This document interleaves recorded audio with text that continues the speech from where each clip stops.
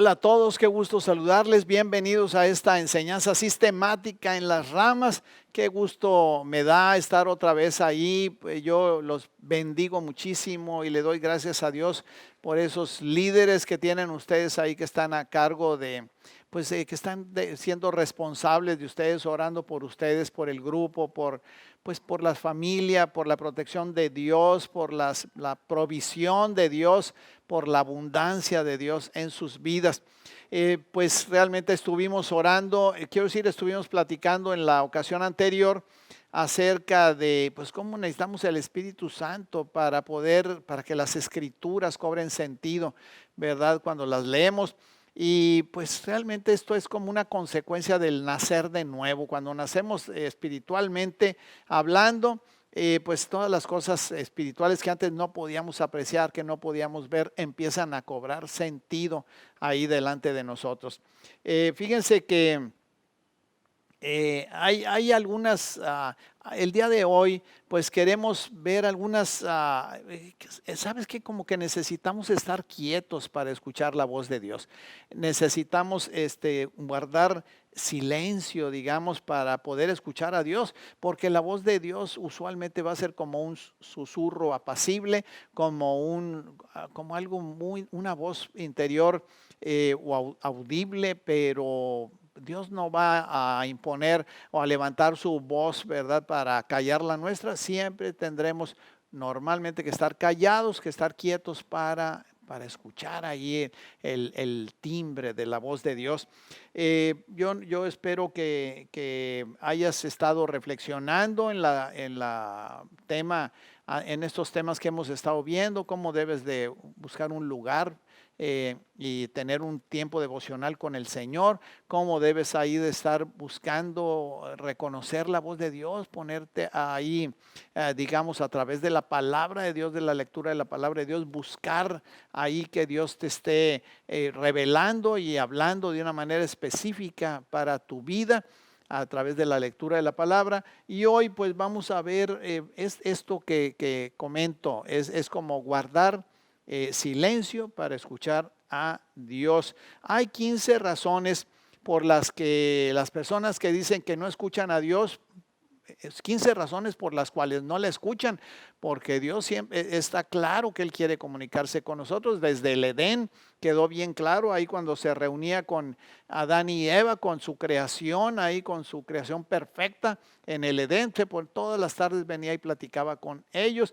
Ya hemos visto y conocemos la historia, ahí el origen en el Génesis, en los capítulos del 1 al 3, pues cómo vino la serpiente astuta, engañó a Adán, después a Eva, engañó a Eva a su vez pues invitó a Adán, y finalmente, a final de cuentas, los dos pecaron, cayeron, se apartaron ellos de la gloria de Dios por su desobediencia, y finalmente se perdió la comunicación con Dios. Pero Dios es un Dios comunicador. Precisamente la Biblia se llama la palabra de Dios. Jesús es la palabra de Dios, el verbo. Dios siempre ha querido comunicarse con el hombre, con la cúspide de su creación.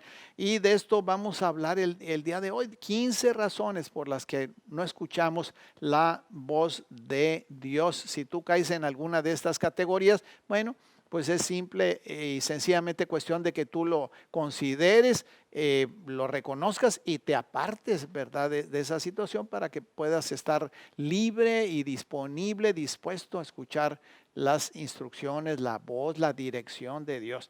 Fíjense, la primera razón por la que las personas no escuchan a Dios es simple y sencillamente porque no lo quieren escuchar. Simple y punto, ¿verdad? Por eso Jesús les enseñó en parábolas, ¿verdad? Allá en su tiempo y hasta nuestro tiempo seguimos ahí viendo estas parábolas. Dice, por ejemplo, en Mateo 13, del 12 al 13, al que tiene se le dará más y tendrá en abundancia. Al que no tiene, hasta lo que poco que tiene se le quitará. Por eso les hablo a ellos en parábolas, porque aunque miran, no ven. Aunque oyen, no escuchan ni entienden. Algunos no quieren escuchar porque temen lo que Dios les va a pedir o lo que les costará. Hay algunas personas dicen, no, no, o sea, tienen temor interno de que no, es que Dios me va a quitar algo, ¿verdad? De hecho, a mí me lo han dicho. No, no, es que sabes que no estoy, o sea, me va a pedir que deje algo que no quiero dejar. Entonces, pues por eso evitan acercarse y escuchar la voz de Dios. Otros, número dos, no se van a acercar a Dios o no van a estar dispuestos a escucharlo hasta que primero no sepan lo que Él quiere. Se parece mucho a la primera, ¿verdad? Pero muchos no entienden que Dios quiere lo mejor para ellos, lo mejor para su bien. Quieren saber lo que Él quiere antes de estar dispuestos. Pero es al revés. Si no cedes primero, si no te rindes primero, es muy probable que entonces no lo escuches.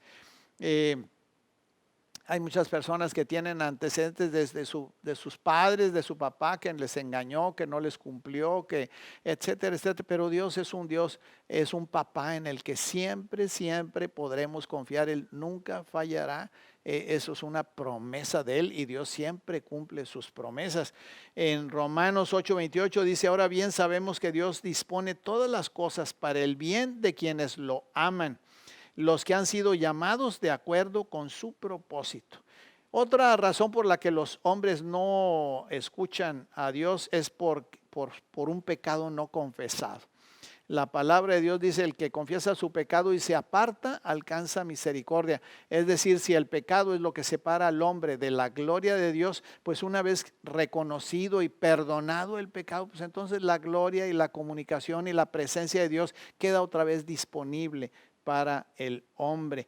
Por ejemplo, un ejemplo muy claro, si no se puede entender esto, es un esposo y una esposa, pues cuando hay entre ellos un enfriamiento, una separación, pues están ahí alejados, ¿verdad? Uno del otro, aunque estén viviendo juntos, pero una vez que uno de los dos está dispuesto a ceder, a conceder, que se equivocó, que la regó, y pide perdón, pues usualmente va a restablecerse la relación. Entonces es exactamente lo mismo con Dios, igualmente. Otra razón, la número 4, es que pues algunos nunca han sido enseñados a escuchar la voz de Dios, simple y sencillamente.